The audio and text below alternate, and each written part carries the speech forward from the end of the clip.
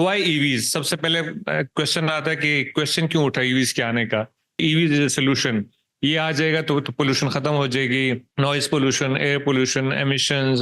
And जो oil importing countries हैं, developing countries like Pakistan के, उनके लिए बड़ा इजी हो जाएगा। बिग चंक ऑफ जो oil imports that will be slash down, और तो बड़ा अच्छा काम हो जाएगा। Fiscal deficit will be minimize as well. Almost 50% of your trade deficit is due to the fuel imports. 7 million cars हैं तकरीबन हमारे मुल्क में। If we transform all that, if we suppose, if we shift, as a scenario one, if we shift to EVs, 7 million cars, they will consume 11.2% of the total energy, जो कि excess है, जो हम use भी नहीं करें. We are paying the capacity payments as well. If you have to start with the public transport, आप उसमें EVs लेके आए, उसमें अगर emissions का ज्यादा फर्क नहीं है, but the impact it is creating के 20 vehicles वाले 20 के 20 एक उसमें बैठ रहे हैं. So that can be a starting point.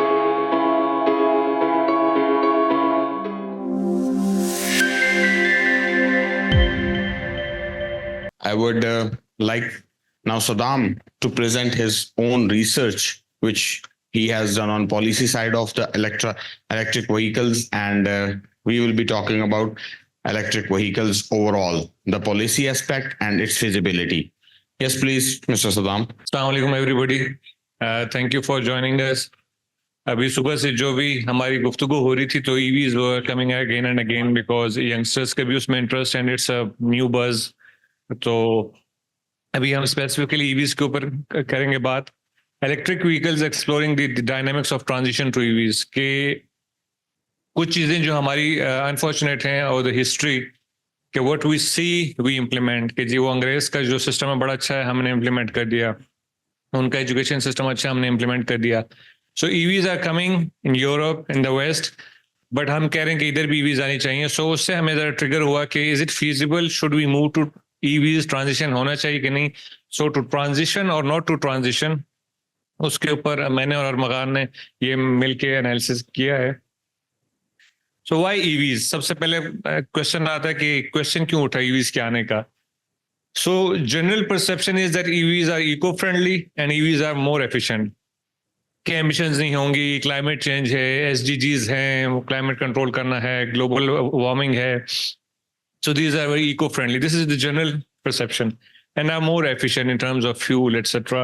आपके मतलब expenditure उतना नहीं आएगा fuel पे. So we just checked कि ये क्या है. So why EVs globally transformative shift आ रहा है in automotive industry.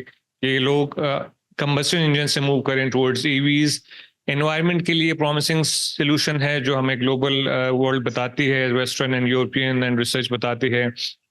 Technology advancement हो रही है, ऑब्वियसली उसके अपने एडवांटेजेस हैं.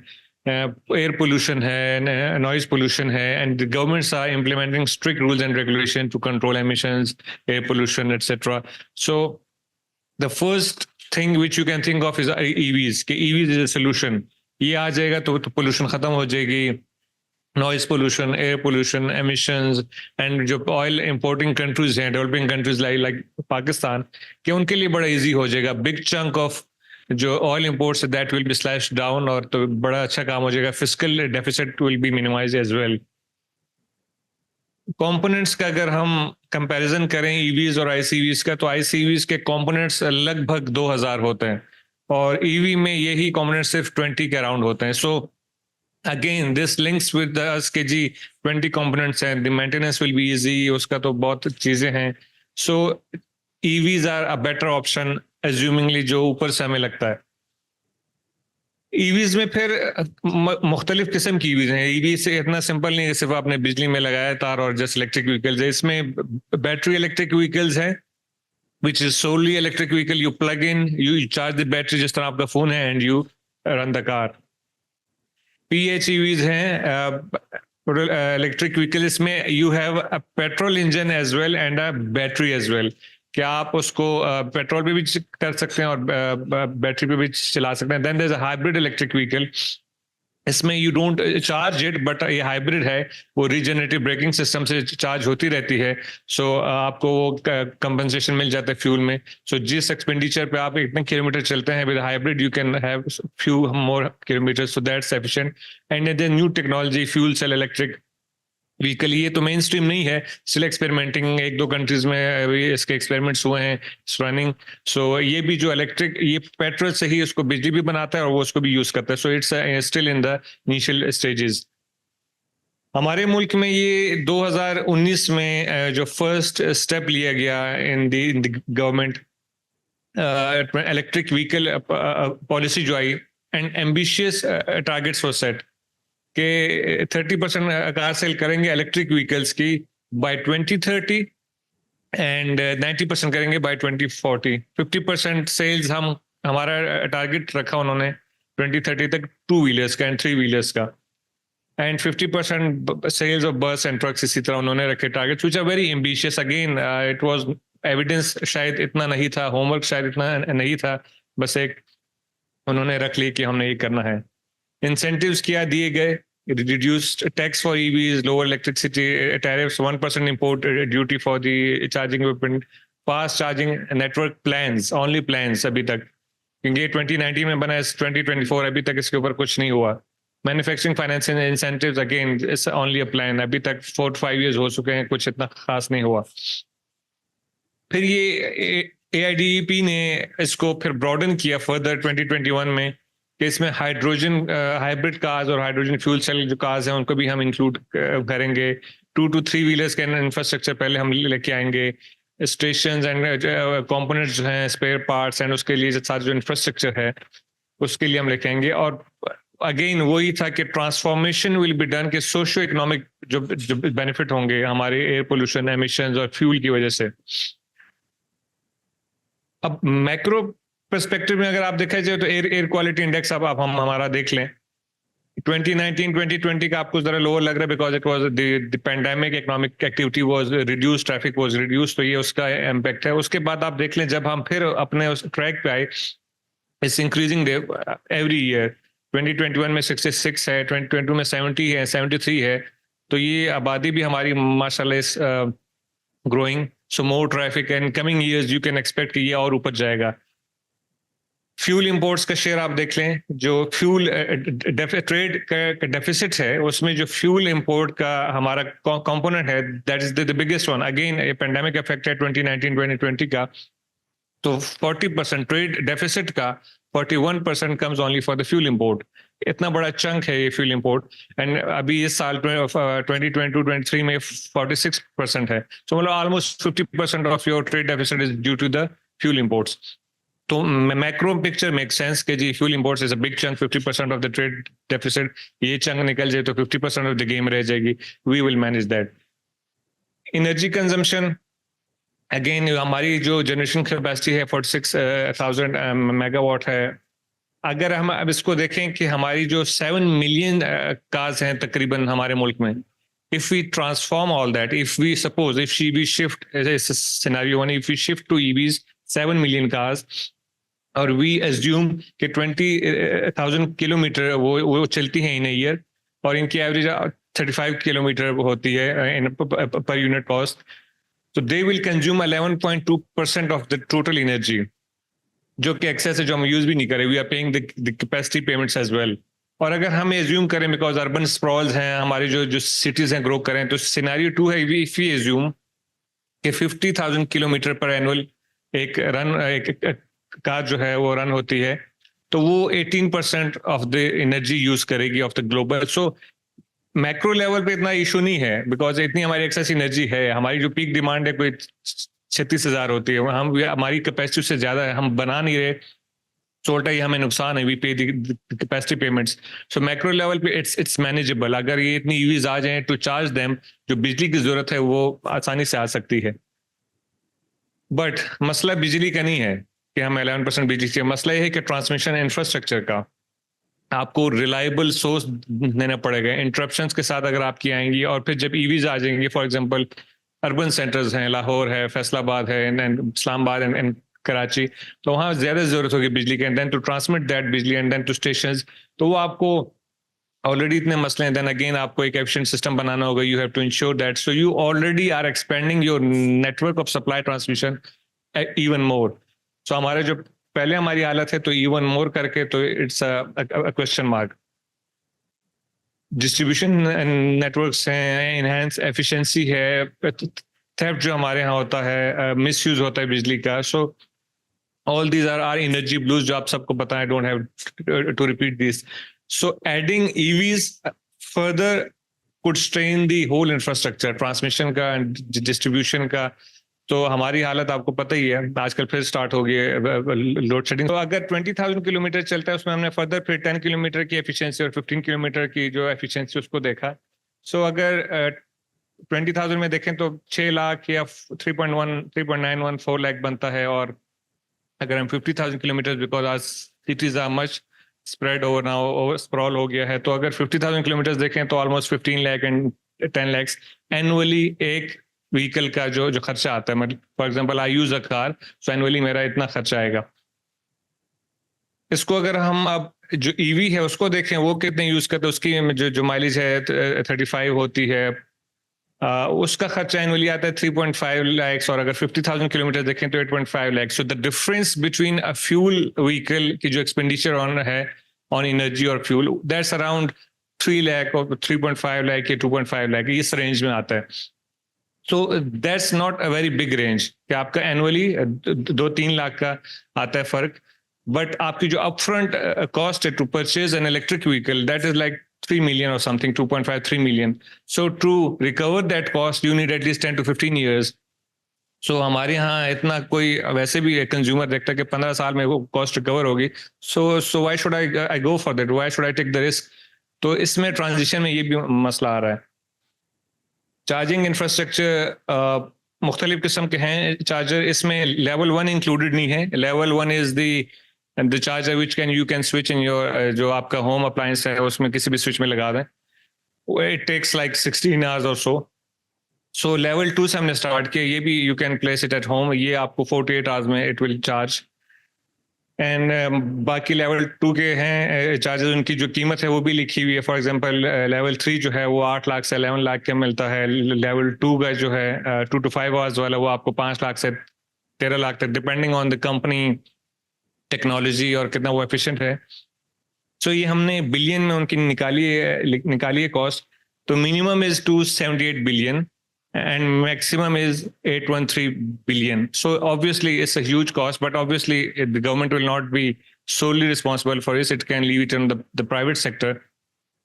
Chinese company ने भी interest भी show किया है to provide to help in infrastructure as well, कि वो अपनी कंपनी को लेके आएगा, BYD है या something I guess, और वो कह रहे हैं इंफ्रास्ट्रक्चर भी हम लेके आएंगे, उन्होंने ऑफर की है. अब देखते हैं. ईवीज और ICVs का अभी जो इंफ्रास्ट्रक्चर है, ईवीज के अराउंड 50 to 20 स्टेशंस हैं इन कराची, लाहौर और इस्लामाबाद. ये जो लिखा हुआ है KLI, 3 big cities. 4 to 5 auto workshop exclusively for EVs in 3 जो सिटीज में. Resale value is less again for the same reason which I explain about. Less spare parts availability and motorway पे तो एक का दुक्का ही शायद होंगे स्टेशन, ये कोई है भी नहीं.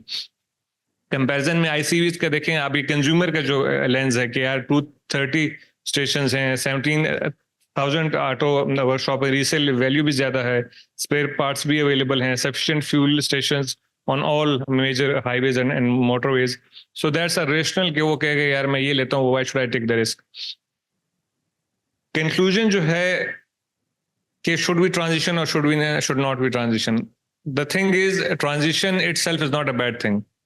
ट्रांजिशन तो होना ही है शायद, या होना भी चाहिए, but in the given scenario, in the given environment, in the ecosystem, जो अभी का इंफ्रास्ट्रक्चर है, transition looks like a difficult option. It's look like it's ahead of time. Chicken egg story है, but I guess it's obvious कि first chicken आएगा then egg आएगा. पहले infrastructure आए, पहले जो सप्लाई चेन्स आए, पहले ऑटो वर्कशॉप्स आए. ऑब्वियसली इतना ईजी नहीं है ये, बट इन पैरेलल आएगा. बट वो चीज आएंगी, then transition will be automatically happen. So what Pied is saying कि let's have a fair play. आप इंसेंटिव दें कंपनीज को, प्राइवेट कंपनीज को आने दें, न्यू प्लेयर्स को आप आने दें. They should offer their products. आप उसके साथ साथ इंसेंटिवाइज इंफ्रास्ट्रक्चर, अपने जो पॉलिसी इंसेंटिव्स हैं उनको आप चेंज करें. So the consumer should have both the options. जब उसके पास दोनों ऑप्शन होंगे कि इसका भी इंफ्रास्ट्रक्चर है, इसका भी इंफ्रास्ट्रक्चर है, उसकी प्राइस भी शायद कम हो जाए जब आप इंसेंटिव चेंज करेंगे. उसकी प्राइस भी, then consumer should have an option to opt for the IC engine और इन ईवी इंजन. सो अभी तक कंक्लूजन ईवी पे है कि गवर्नमेंट कमिटमेंट इज लैकिंग. 2019 में फर्स्ट बनी थी पॉलिसी, हमारे पास स्टेशन नरमगानी बता रहे हैं कि 15-20 हैं station. So it means the government is commitment is lacking. Higher upfront हैं कॉस्ट अभी तक, which is a concern for consumer. Inadequate infrastructure, reliability of power supply and range anxiety. मैं लॉन्ग ड्राइव पे जा रहा हूँ आउट ऑफ द सिटी, मैंने फैसलाबाद जाना है, इस्लामाबाद जाना है, तो रेंज एग्जाइटी है कि बीच में रुक गई, खत्म हो गई, स्टेशन नहीं हुआ तो क्या होगा. Limited availability of auto workshop, cultural जो रेजिस्टेंस है, तो इन चीजों में looks unlikely कि we will transition very soon. What we advocate, again, fair competition, emphasis on transitioning to cleaner and renewable energy. अभी एक बड़ा मिथ है कि जी एमिशंस नहीं होती हैं, एमिशंस होती हैं ऑलमोस्ट. हमने अपनी रिपोर्ट में लिखा है, यहाँ पे शायद हमने ऐड नहीं किया, बहुत कम फर्क है एमिशन में, क्योंकि जो बैटरी मैन्युफैक्चरिंग है आपकी, it has a huge amount of emissions. और फिर जब आप उसको चेंज करते हैं, वो 4 to 5 years के बाद you have to change the battery, तो न्यू बैटरी जो आप लगाते हैं, सो एमिशंस कम नहीं हुई, they are just relocated to the manufacturing sector. पहले आप एमिशंस आपकी रोड पे होती थी, अब आपकी जो जहाँ पे जो बैटरीज बन रही हैं वहां ज्यादा एमिशंस हो रही हैं. सो टेल पाइपलाइन से शायद आपकी एमिशन ना हो, but the manufacturing sector, so just shifted from roads to the manufacturing area. So emissions होती हैं. उसको क्या जो यूरोप व्हाट इज डूइंग, कि अगर आपने करना है और वो जो बिजली आप बना रहे हैं, जो बिजली कंज्यूम हो रही है, फॉर एग्जांपल 35 किलोवाट 80 रुपए का यूनिट आपको एवरेज मिल रहा है अभी, तो वो जो आप बिजली कंज्यूम करें, हमारा जो मेजर चंक है वो भी किससे बन रहा है, बिजली, फ्यूल से. तो जब तक आपका फ्यूल से बनेगा तो शायद थोड़ा बहुत फर्क होगा, ज्यादा नहीं, बट ये है कि जब से फ्यूल बन रहा है तो अगेन इस रिप्लेसमेंट, कि आप बिजली इधर से पेट्रोल से नहीं बट फ्यूल से बिजली बना के देन आप लेके आ रहे हैं. ऑब्वियसली कुछ फर्क है बट ज्यादा नहीं है. So what needs to be done कि आप यूरोप की तरह go for cleaner and renewable energy, कि जब आप क्लीनर एंड रिन्यूएबल एनर्जी से बनाएंगे देन इट मेक सेंस कि आप ईवी पे शिफ्ट हो, अदरवाइज इतना कुछ ज्यादा फर्क नहीं होता एमिशंस में.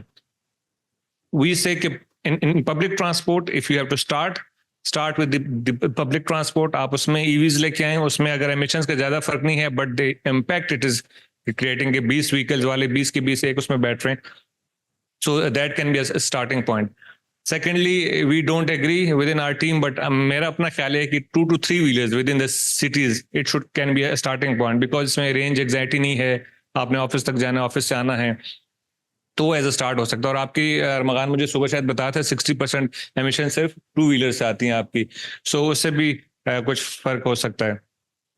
एंड what we propose, जो कि what we extract from this analysis, for Pakistan, immediate option is hybrid, कि आप हाइब्रिड की तरफ जाएं.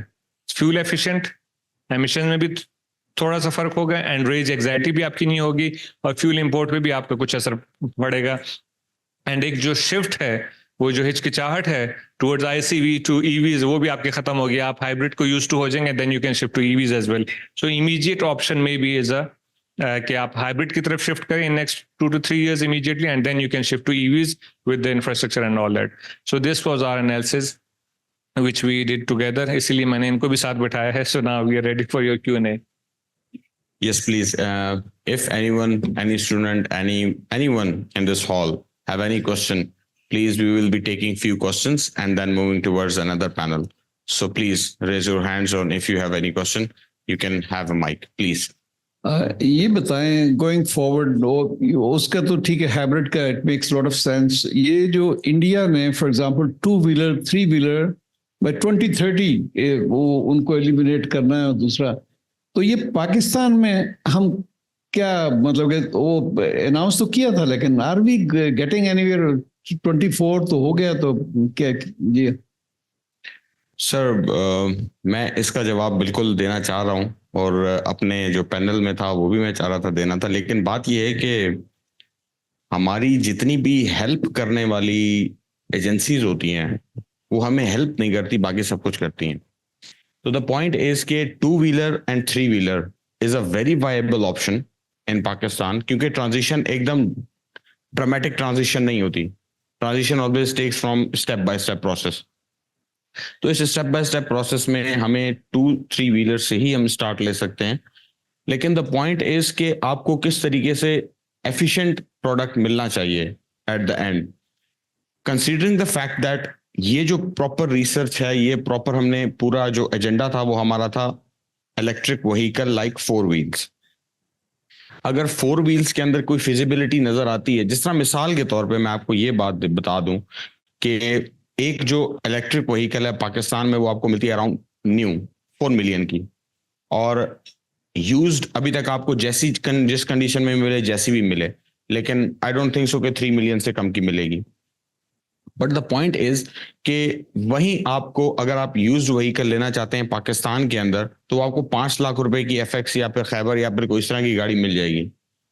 अब जो आपने 25 लाख रुपए उधर लगाया है एक 4 व्हील कार के अंदर, तो आप उसको राइट नाउ तो आपको ये लग रहा होता है कि it's a very feasible option, और लोगों के लिए होता भी है। बट अगर हम इमिशंस की तरफ देखें और इन सब चीजों की तरफ देखें, तो हम definitely it has a impact. You have a very valid point कि initially starting from 2 to 3 two vehicles, 2 wheelers or 3 wheelers is a very viable option. Directly, drastically moving towards the 4 wheel is right now in this particular context. I repeat, in this particular context, I personally not believe that it is a viable option for Pakistan, because जिस तरह सदाम ने कहा कि यहाँ पे सारे students हैं, हमें बहुत अच्छे से पढ़ाया जाता है, you know very well than me, like the constant is only change. आप चेंज को अडॉप्ट नहीं करोगे, आप नहीं करोगे तो कोई और कर लेगा। Like say for instance a person from सासगार इज सिटिंग हियर, अगर वो ये कह दें कि यार अगर 2 और 3 व्हीलर में मैं नहीं करूंगा, कल को अगर किसी और ने कर दिया तो आपने तो मेरा तो हक खा लिया। द पॉइंट इज चेंज होना चाहिए। कैसे होना चाहिए, that industries have to think upon, which is why we are asking again and again, come sit with us, talk with us, and जो काम करने वाले लोग हैं वो बैठते नहीं है, सुनते नहीं है, आते नहीं है, बोलते ही नहीं है। तो पॉइंट यही है सर। Yes Samina, please. अच्छा, अस्सलाम वालेकुम। Yeah. सो मेरा क्वेश्चन ये है कि जो सिटीज़ हैं जैसे लाहौर के अंदर स्मॉग का एक बहुत बड़ा इशू अक्टूबर से जनवरी तक रहता है, और अर्बन यूनिट की एक रिपोर्ट है उसके मुताबिक 80% जो कंट्रीब्यूशन आ रही है वो आ रही है ट्रांसपोर्ट सेक्टर से, जी, बिल्कुल, ट्रांसपोर्ट की। बिल्कुल। तो ऐसे सिटीज़ में एटलीस्ट कोई इमिडिएटली आपके पास आपकी रिसर्च से कुछ पता चलता है, कोई पॉलिसीज जिसमें चाहे 2 व्हीलर्स हों, 3 व्हीलर्स हों, या यूनानिमसली लाहौर में on priority basis infrastructure develop कर दें, ताकि स्मॉग एक बहुत बड़ा इशू है for the people living in Lahore. Yes. इसमें जो हमने एक स्लाइड दिखाई थी कि दुनिया में जो होता है स्मॉग और एमिशंस को कंट्रोल करने के लिए we lack a public transport infrastructure, जो हमारे अक्रॉस द कंट्री का मसला है। इस्लामाबाद की तरह सिटीज में भी आपको नहीं मिलता। तो public transport, I don't know मंजूर साहब से 75 साल के बाद आज भी हम इसी को रो रहे हैं। That is the only way option. कल भी हम रात को कहीं खाना खाना गए थे, सो मैं देख रहा था दिस सिटी अनारकली वगैरह, अगर यहाँ पब्लिक ट्रांसपोर्ट आ जाए तो the face of city will change. आपकी इतनी ट्रैफिक है और बेहंगम ट्रैफिक है। सो ईवीज का वो जो मैंने बताया एमिशंस का आपको शायद एक एरिया में दिखे ना, जहाँ मैन्युफैक्चरिंग हो रही वहां दिखे, बट ओवरऑल एग्रीगेट फर्क नहीं पड़ेगा। बट आप अगर इंपोर्ट करें तो ऑब्वियसली उन मुल्कों में ज्यादा एमिशन होंगे, इधर शायद कम हो जाए, बट ग्लोबली सेम होगा। बट ये है कि वायबल ऑप्शन जो आप कह रही है हमारे सिटीज का to control smog, public infrastructure is the way, and that should be electric vehicles जो आप पब्लिक ट्रांसपोर्ट की तरफ चले। पेशावर में आई गेस ऐसे ईवी से यहाँ पे भी शायद इलेक्ट्रिक ही है ना, जो मेट्रो वगैरह जो चल रही हैं, बट इट्स जस्ट कराची में। हाँ, तो वो अभी ईवीज लेके आ रहे हैं। बट मसला ये है कि वो एक सिंगुलर रूट है या 2 रूट्स हैं, it is not catering to the need of whole city. So until your public transport infrastructure caters to the whole city, कि आपको ये सोचने की जरूरत ना हो कि मैं जाऊंगा वहां से, मैं मेट्रो में बैठूंगा और वहां से आगे मैंने रिक्शा लेना है, ये चिंची लेना है। तो जब आपकी ये सोचना हो कि मैं जहां जाऊंगा वहां ये मेट्रो मुझे पहुंचा देगी, so that people of the city, मतलब ज्यादातर अभी तो आपको हल्का शिफ्ट लगेगा, 50% to 60% will shift on that transport, and आपकी जो प्राइवेट व्हीकल्स हैं वो रोड पे कम दिखना स्टार्ट हो जाएंगे, विच कैन कंट्रोल स्मॉग। अस्सलाम वालेकुम जी। एक तो पहले तो बड़ी आपने थॉटफुल प्रेजेंटेशन दी, इसमें आपने तमाम वेरिएबल्स को क्वांटिफाई किया है। तो अगर आप हमारी जो असल मसला है stability of electricity and getting electricity to the people, तो आपके अगर वो कॉस्ट फैक्टर में अगर आप वो लोग शामिल करें तो आपको क्या लगता है already it's unaffordable for the major public, अगर उसको फैक्टर इन कर देंगे, हर घर में वो चार्जिंग पोर्ट चाहिए, उस तक बिजली वो चाहिए जो कि उसको चार्ज कर सके, वोल्टेज फ्लक्चुएशन ना हो, वो सारे वेरिएबल अगर उसको शामिल करें, फिर आप क्या समझते हैं, डबल हो जाएगी या कॉस्ट क्या, हाउ वुड इट वेरी? मैं इसका कुछ जवाब देता हूँ, फिर अरमान बताएंगे। हमारे यहाँ बदकिस्मती ये है कि जो भी हमने क्वांटिफाई किया, एवरेज निकाली कॉस्ट यूनिट की, जो आपको 80 रुपये एवरेज मिलता है, आपने देखा जो जो सीएनजी का हमारे हाल हुआ, अब खत्म हो गया, वो आते भी नहीं है। तो ये 80 रुपीज अभी इनिशियल स्टेज में, जब आपकी ईवीज है ही नहीं, तो जो हमारा ट्रेंड है, हमारी जो एट्रीब्यूट्स हैं कि जब ईवीज आ जाएंगे तो पता नहीं इसकी प्राइस कहाँ पहुंच जाएगी, फिर ये जो 2-2.5 लाख का फर्क आ रहा है ये भी नहीं होगा। सो फिर वो जो शिफ्ट है वो और ज्यादा मुश्किल हो जाएगा। तो आपकी बात फर्स्ट तो ट्रांसमिशन, वो पहुंचाना, वो जो एक्सपेंड हो रहा है 11% to 12%, एंड देन उसकी प्राइस, कि जब अगर प्राइस उतनी होनी है तो लोगों को आप मतलब क्या दे रहे हैं, जिस तरह जिस सीएनजी में हुआ। सो प्राइस का फैक्टर भी इज अनसर्टन कि ये इतनी रहेगी या ऊपर जाएगी। अगर ऊपर जाएगी फिर लोग क्यों लेंगे, लोग कहेंगे हमने शिफ्ट ही नहीं करना। So that was the brief answer. अभी अरमान बता। And apart from adding to Saddam's point, कि आप फिर उसमें ये भी देखते हैं कि how is energy is misused. Like say for instance, you can have a certain figures like energy theft कितनी हो रही है आपकी, ठीक है, लैंड लॉसेस कितने हैं, लेकिन उसके अंदर आप ये देखें कि अगर इस तरह का इंफ्रास्ट्रक्चर बिल्ड किया जाता है तो राइट नाउ कितनी थेफ्ट हो रही है एंड लैंड लॉसेस कितने हो रहे हैं। And if you are portraying this particular image in your mind and thinking way forward of 10 years or 15 years, and then you might be thinking कि तब कितना misuse होगा energy का। These are just assumptions which we can say, but it is a fact right now. So we have to thoroughly think upon these all things, and then we have to come up with a very concrete solution that how we can revamp this overall energy electric vehicles. Anyone else, please? I think so. We would be moving towards panel. So Shaf, please take the stage, and we will be moving towards our next session.